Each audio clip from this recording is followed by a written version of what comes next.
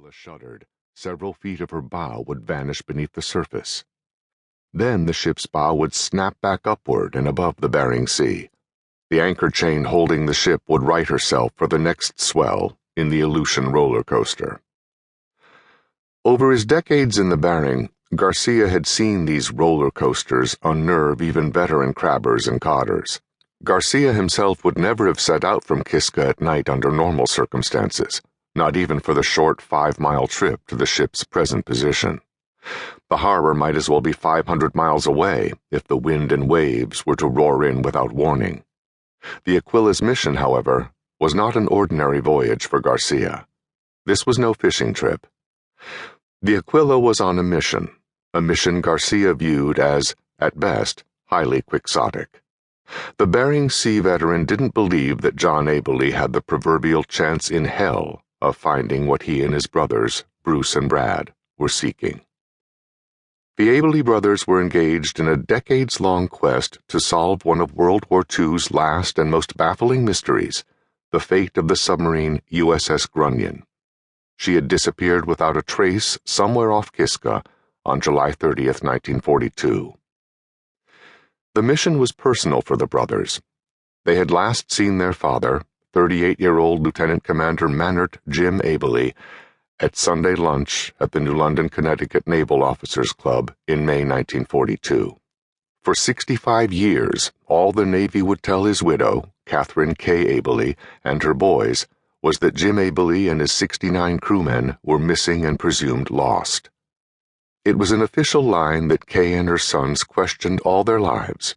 Now, John, Bruce, and Brad were united in an ambitious and highly dangerous attempt to achieve their mother's last wish: find Jim and his submarine.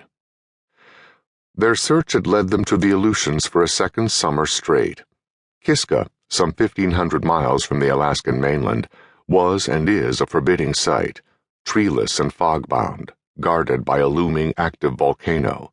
Magnitude 9 earthquakes constantly rock the island, stirring up what Garcia told the brothers were the worst, most horrible waves on Earth.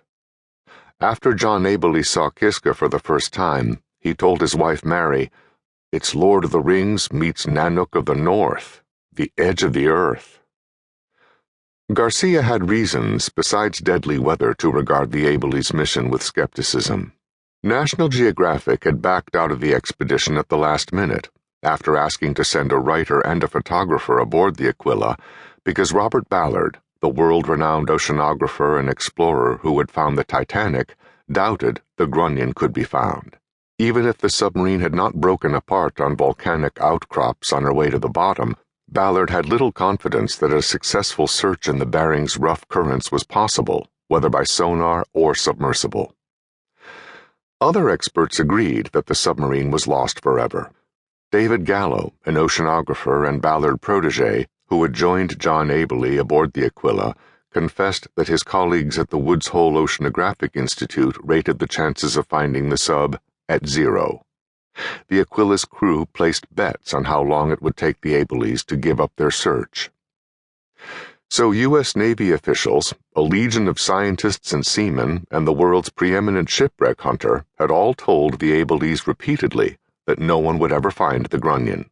The submarine was a tiny target in a vast and untamable sea.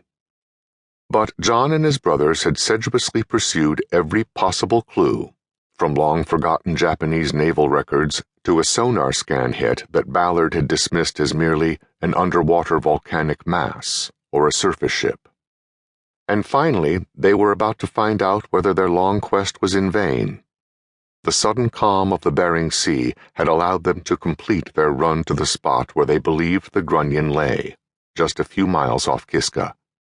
But the ocean floor there was 3,000 feet below the surface, and the storm approaching from the west meant they didn't have much time.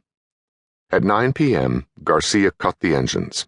After taking depth soundings and computer mapping the sea bottom, the team decided to send down the ROV. At 10:20 p.m., with a deafening rasp of the winch, the crew lowered the Max Rover, a steel vehicle the size of a minivan, into the Bering. The vehicle's thin steel tether line lay slack for the moment. Joe Cabba, a deep-sea